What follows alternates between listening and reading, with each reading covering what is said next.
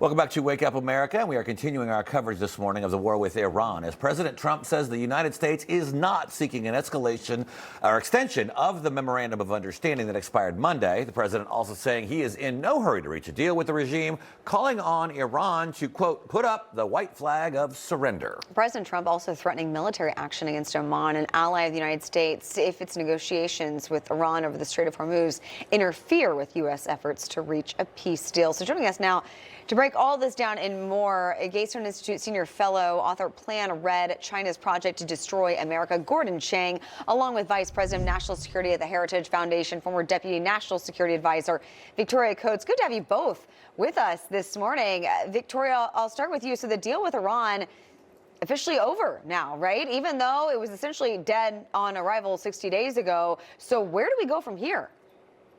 Well, good morning, Charlotte. Good to be with you. I mean, I think we're going to see the status quo continue because, as President Trump said, he's in no rush to escalate any more kinetic action. But what we are doing very much is keeping the blockade on. And that's what's really strangling Iran. They can't do anything economically. They can't get any of their products, their oil, out, and increasingly difficult for them, and they can't get anything in. They're very dependent on critical imports, and so their industry is slowly strangling itself because they can't produce anything.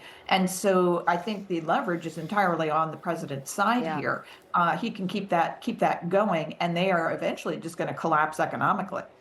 So, Gordon, it now appears that President Trump wants to heat up the economic isolation on Iran and their largest buyer of oil, China, including maybe possibly even sanctioning refineries and potentially Chinese banks. China, of course, buys more than 90% of Iran's oil exports. I mean, this could be not only a major blow for the regime, but also could be a major economic impact on the CCP.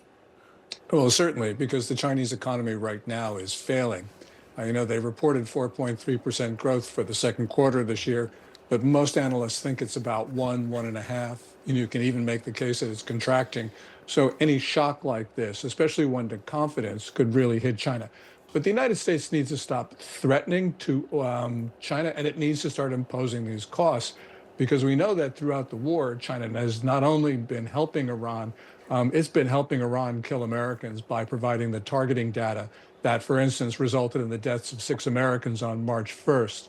So this is going to be important. And the one thing the U.S. needs to do is, in addition to not only keeping the blockade, but it's ending those land routes between Iran and China, especially the rail lines, because some oil is getting through on those rail lines. So, Victoria, I want to get to this because there's this new threat to American service members now. Tehran's military chief putting out a reward, a $30,000 reward for anyone who kills or captures a U.S. soldier. We may not have troops directly in Iran right now, but we do have soldiers stationed in bases around the Middle East. How do you see this playing out? Well, I mean, it's disgusting. I mean, it's a horrible thing to do. Make no mistake about it. And we should continue to exact a price for that sort of behavior. But I also know that we're taking every precaution to keep our men and women safe. And we lost some last month in Jordan. We've stepped up those defenses. Obviously, our Navy vessels are very, very well protected.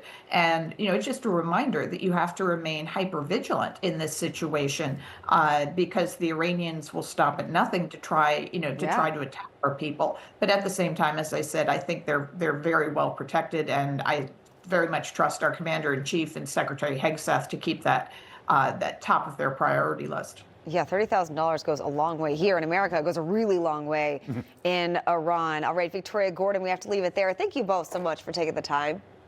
Thanks, guys.